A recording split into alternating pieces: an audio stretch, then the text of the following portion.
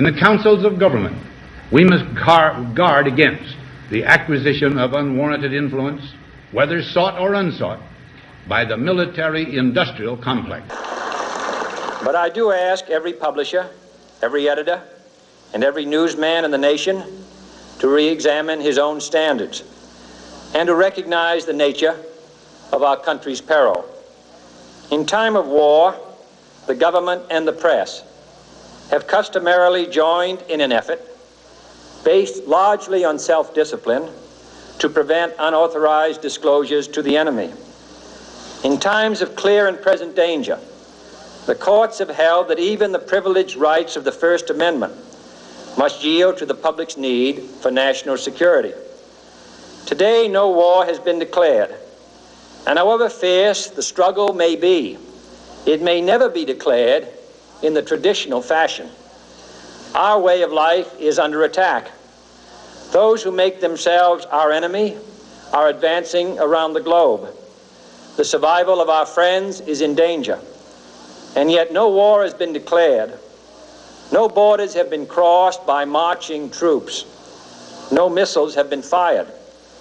If the press is awaiting a declaration of war before it imposes the self-discipline of combat conditions, then I can only say that no war ever posed a greater threat to our security. If you are awaiting a finding of clear and present danger, then I can only say that the danger has never been more clear, and its presence has never been more imminent. It's time to recognize that we've come to a turning point. We're threatened with an economic calamity of tremendous proportions, and the old business-as-usual treatment can't save us. Together, we must chart a different course. We must increase productivity. That means making it possible for industry to modernize and make use of the technology which we ourselves invented. That means putting Americans back to work, and that means, above all, bringing government spending back within government revenues, which is the only way, together with increased productivity, that we can reduce and, yes, eliminate inflation. The only thing that can stop this corrupt machine is you. The only force strong enough to save our country is us. The only people brave enough to vote out this corrupt establishment is you, the American people. I'm doing this for the people and for the movement, and we will take back this country for you, and we will make America great again. Hit it. Hello and welcome to Inform America. Today is February 5th, 2020, and I'm your host, Rich Merritt. A couple of things before we get started. I want to mention, check out the Boston Broadside newspaper. This guy's a hardworking guy, works a full-time job and runs his newspaper, and he's honest as the day is long, so I'd like to see him flourish as he should, instead of some of the rag sheets that are out there not telling us the truth.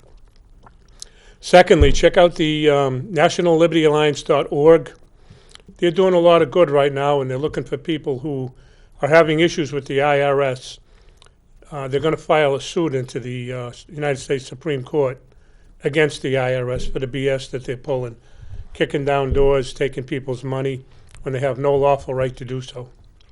So if you want to get involved in the process, check them out. The educational opportunities that they have for your kids, second to none. Civics, government, consent classes, you can't beat them. You can't beat them. Check them out, nationallibertyalliance.org. Thirdly, I'm going to ask people again to support my book, Stand Your Ground. I wrote this because I'm proud of it, and I think it's noteworthy, and it's also a pretty good read, from what people have told me. You can find it on Amazon, Kindle books, or there should be a flyer brought up sometime during the show with a link on it.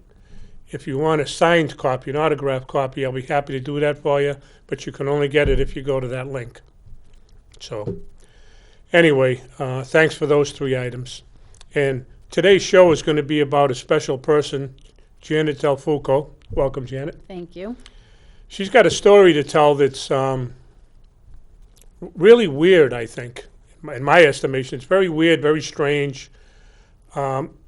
And in the eyes of the state and the corruption that goes on in the state, that's pretty much normal. But I'll let her, start the ball rolling if you want. Pick up wherever you want, Janet. What do you want me to start with? You want me to start with my famous name all over Google? Yeah, that's a good start. Okay, so a couple of years ago, I made a mistake. I let my emotions get the best of me.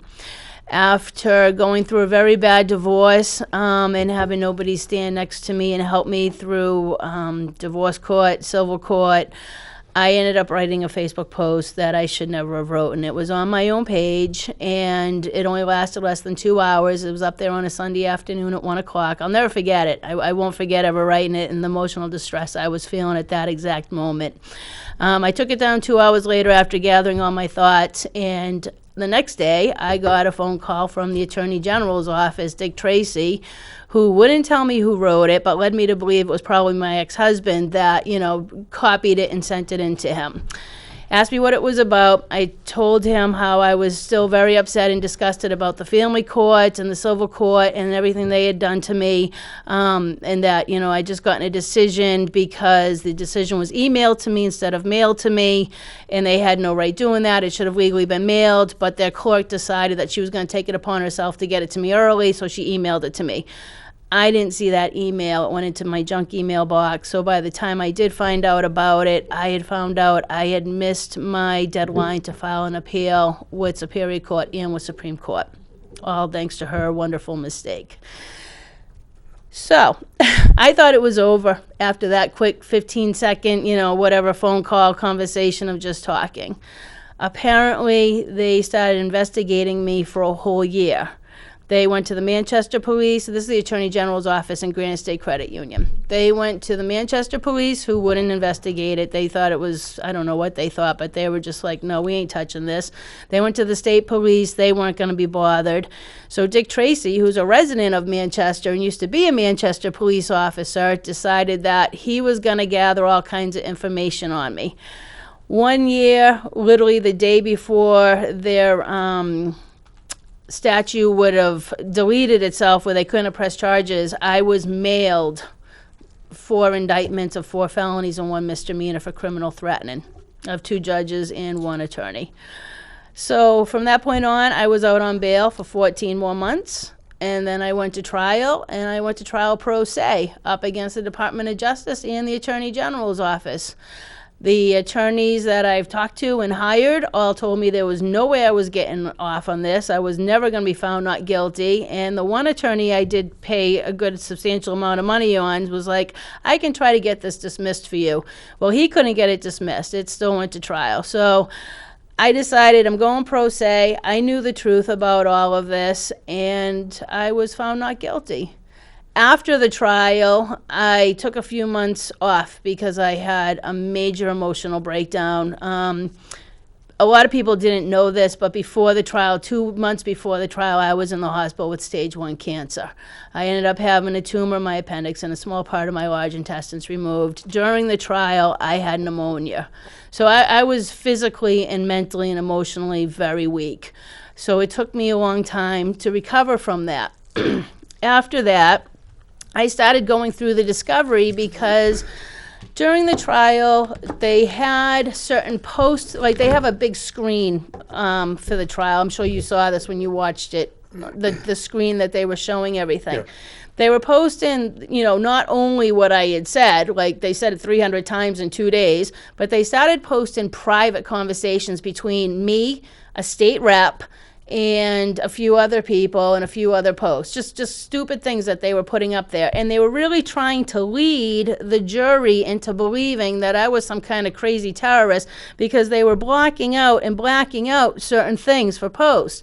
But what caught my eye was the fact that a lot of these posts they were putting up, they were private. They weren't public.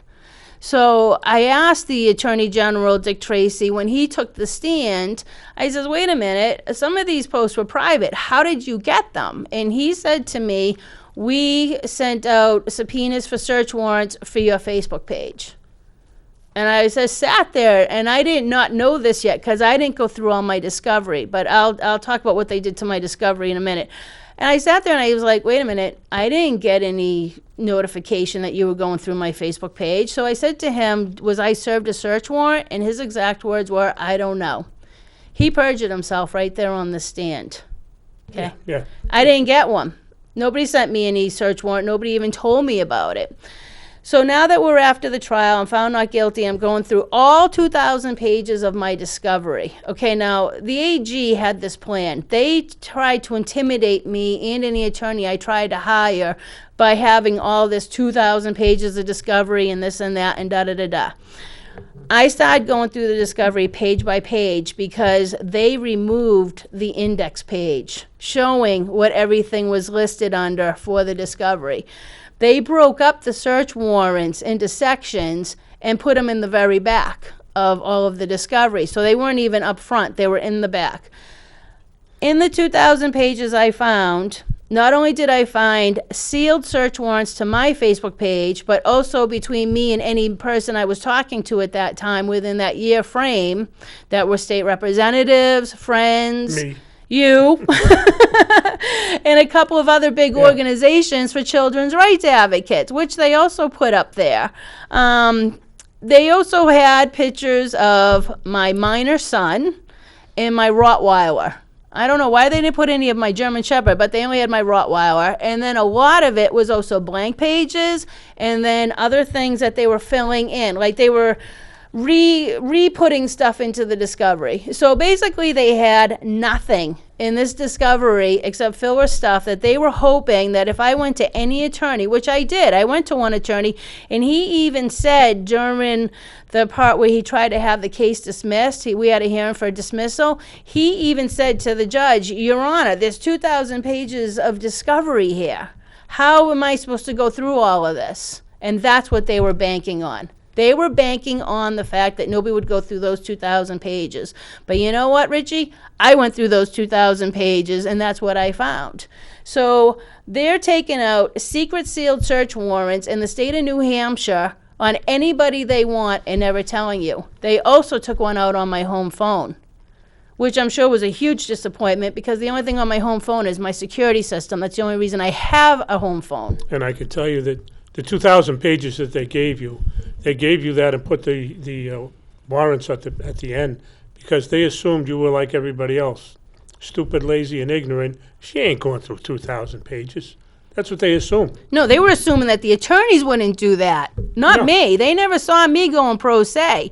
They were hopefully assuming no attorney. Either way, they were banking on their own practical attorneys, their own bar associates being too lazy to go through any of this stuff to actually say they don't even have a case They here. assume that with us, though, but not all the time. They're wrong sometimes. Well, they were dead wrong about this one. I wanted to make two comments because unless I missed it, I didn't catch you saying it, and I'd like to at least bring it up.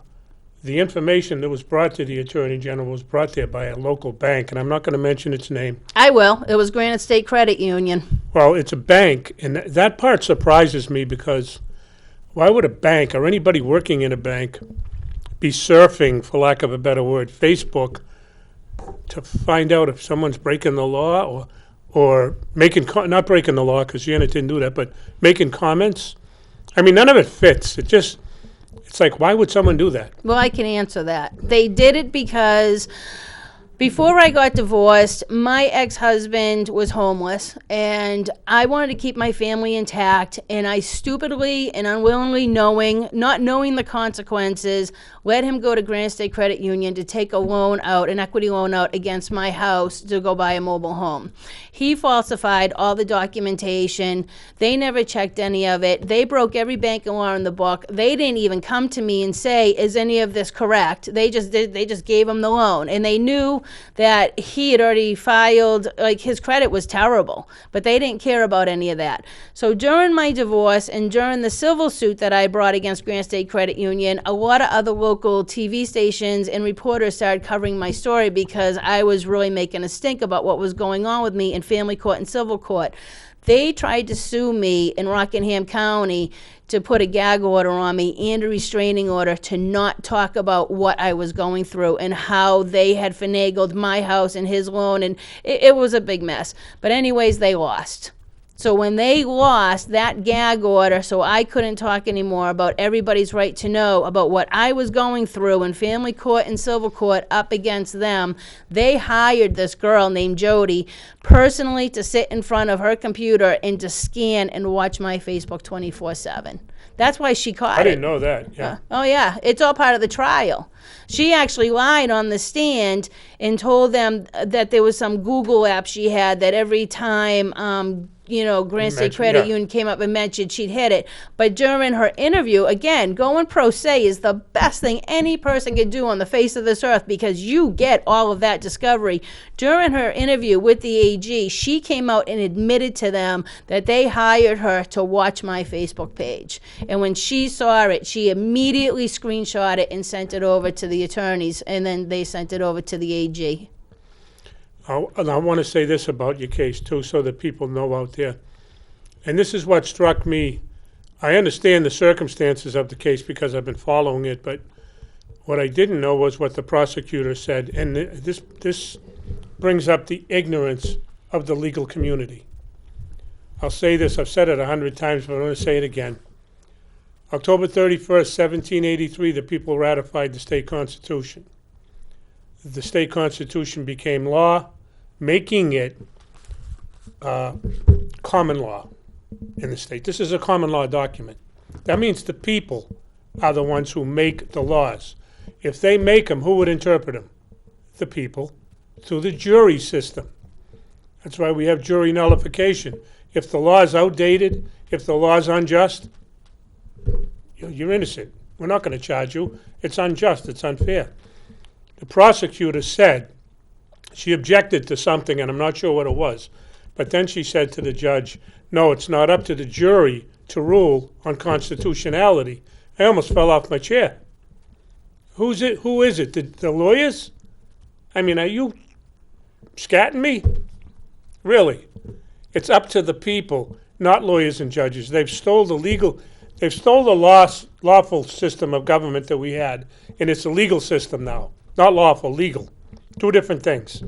And now they're ruling on issues that we, the people, are supposed to do it because we consent to it through our ignorance. And that's the whole point of this thing, and that's why, in my estimation, Janet, that's why you had to go through this. Because if you say, I'll kill you, show me the victim. In common law, there is one big major maxim. If there is no victim, there is no crime. And the state cannot be the victim. The reason for that is simple. If the mayor or the attorney general in your case does something wrong, why should I be allowed to sue the state, which is all the people in the state of New Hampshire? They didn't do anything wrong. The attorney general did. Under the law, the Constitution, you're supposed to be able to go after him.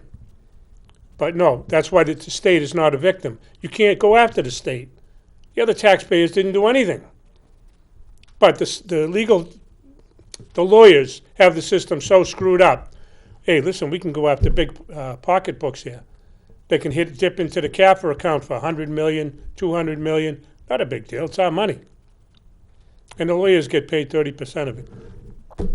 Anyway, I don't know if you obviously maybe agree or disagree, Janet, but that's what really bothered me about the whole thing is that she made that statement. I don't know. They made that statement many a times where they were trying to say that they didn't want me to talk about constitutional law and how that it was my right of my own freedom of speech and religion. And it went beyond freedom of speech. It really went into religion.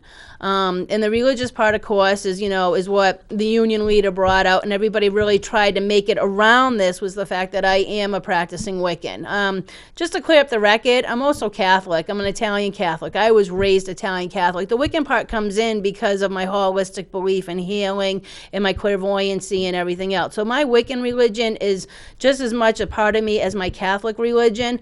That post was literally about karma. And that's what even my attorney even said to the judge during the part where they were trying to get the case dismissed. He goes, there's really nothing here. He goes, what's here? He goes, she's not threatening anybody. He goes, she's stating what happened to all these other people that wronged her. She's saying that these three are next, and she's saying that she's capable of killing them off. And I actually handed over my interview to the judge that the Attorney General did on me the next day because they taped it.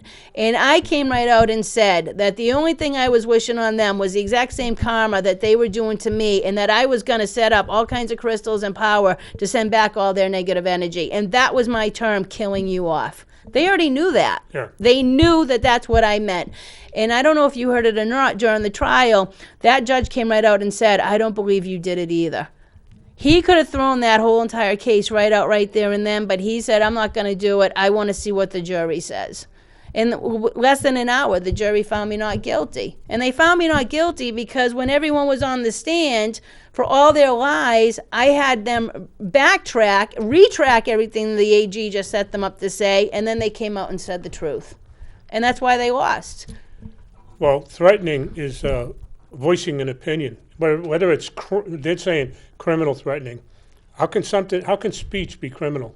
I don't know. There's no victim. Right. Well, it's the bank. The bank doesn't want me talking about their shady practices on what happened between me and the loan because, unfortunately, every time I talk about this or I'm in the public eyes, I get another Facebook message of somebody else saying, I went through the same thing.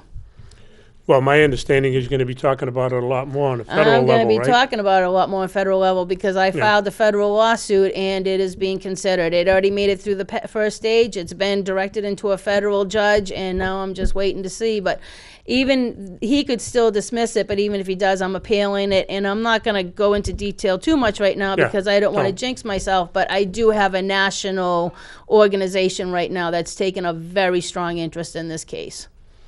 Yeah, a national organization and the people, because it's the people's law, should be interested in a lot of things that are going on, especially in the courts, because the bar, and I'll make something very clear here, it's the same with the police. The bar and the police, when they get a job out of high school or decide to go to law school, they're not evil people, they're not bad people. I believe that once they get into the system and they work in it, they're so conditioned to do what they've been taught to do that it's just normal for them.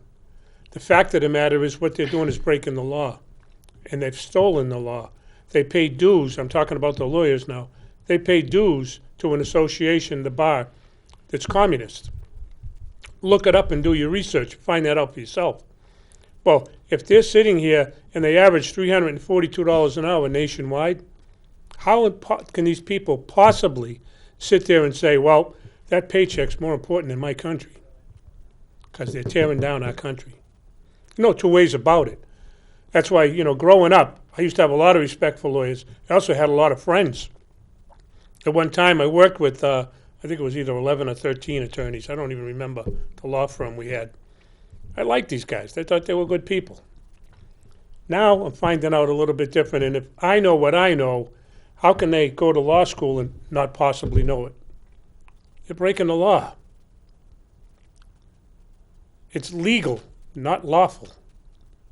It's another I'm not going to go into that because I'll be taking up your time, Janet, but it really is disgusting. Our ignorance is going to kill us all.